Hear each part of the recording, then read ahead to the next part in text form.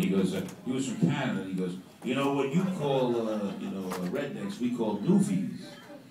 And so I'm going to make it back to rednecks because I can't remember his version. But he said, the 16-year-old kid, he's a redneck. And he tries to sneak into a cat house. The madam looks at him and she's like, no way, he's going to get us shut down. His older brother was trying to get him in. He's like, come on. She's like, no, he's going to get us shut down. Tell him to go out in the yard. There's a tree with a hole in it. You can practice there. So about a year later, the kid tries to sneak in again with his brother, and the madam spots him right away. She goes, no, in the yard, practice on the tree. So about 3 years later, the kid's all big, strapping kid now. He's shaving. He goes into the cat house, and the madam recognizes him. She goes, you've graduated. Come on in. I'm going to give you the best girl in the house. And he goes upstairs with Svetlana. All of a sudden, the girl comes running out about a minute later, screaming, he's crazy. He's trying to attack me with a big stick, going at my crotch. So the madam goes, what are you doing? And the kid goes, I was checking for squirrels. The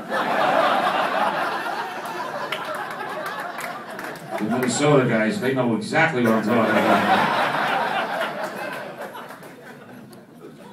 You got Yankee fans here or Met fans? I'm a Met fan. Mets? We got some Mets?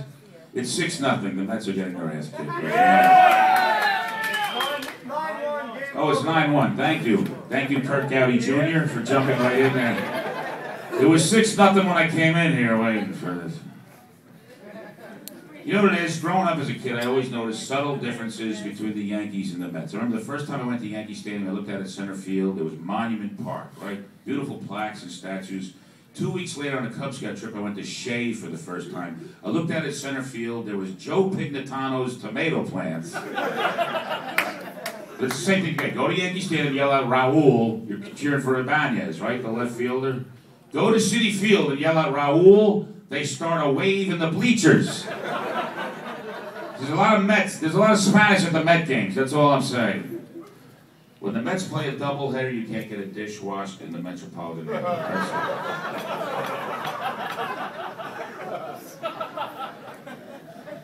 Did you see the closing ceremonies from Yankee Stadium and Shea Stadium? It was like a week apart.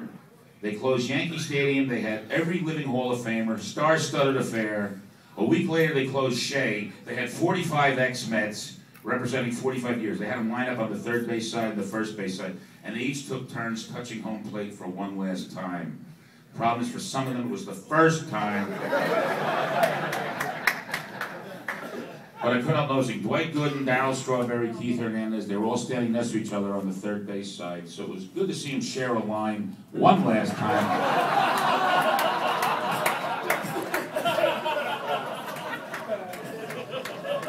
But we have Yankee fans, right? Yeah. You miss Boomer, David Wells. I liked him. As a Met fan, I kind of got it. He had a Babe Ruth quality. Like, you know why they got rid of him? He wrote a book and admitted he pitched a perfect game with a hangover. And they said he tarnished the Yankee image. Now think about the Yankee image a second. Babe Ruth lost half a season to syphilis. Fritz Peterson and Mike Kekich swapped wives, kids, and dogs. And Louis Polonia banged a 12-year-old. Remember Louis Polonia? They used to call him the tortoise because he got there before the hare. Louis Polonia. So that's how it's going to be. His favorite pregame meal was chicken statutory. So I finally did go to New City Field, New Shea. It was a giveaway. It was Michael J. Fox bobblehead doll night.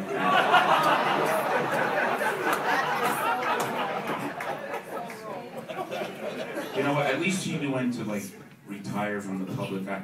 You know, seriously, I used to do a bit about Dick Clark, and since I've been on my honeymoon, I found out he died. And I got to be honest, when you heard that Dick Clark died, I don't wish death on anybody, but wasn't it a little bit of a relief that we don't have to hear him do the countdown anymore? Seriously. Isn't New Year supposed to be about out the old man, in with the baby in the diapers, right? Nobody wanted an old man in diapers doing the countdown.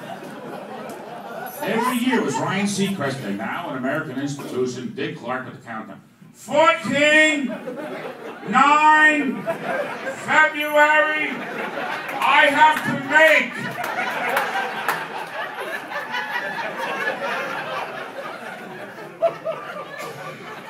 Clark gave a whole new meaning to the phrase stroke of midnight. Now listen, while we're on that subject, you know, I don't believe in mandatory retirement, but if people are in the public eye, we should be able to vote to tell them to get the hell out. They don't want to hear Dick Clark for the last 10 years doing the countdown, right? Hugh Hefner, my rule is as soon as his chin and his nose are actually touching, he's got to stay in the grotto. That's it. Roger Ebert, you can write all the reviews you want, Roger, but the next time he shows up on a red carpet with that little turkey giblet hanging from what was part of his jaw,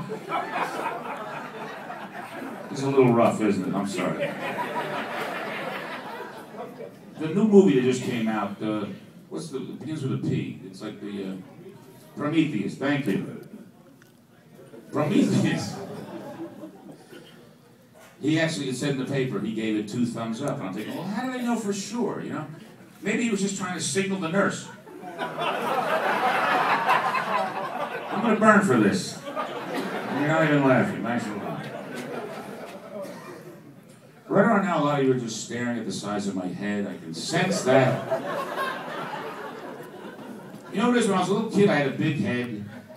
And people would look at my dad, who's a pretty big dude, and they said, well, don't worry, he's going to grow into it. What nobody told me is that as I grew, so would my head! You know you have a big head when you sit down in a movie theater and you hear 2 rows behind you in unison go, shit. Or you're going to try out a new barber, he gives you an estimate. But you know what a priest and a barber have in common? They both give you a lollipop if you sat still.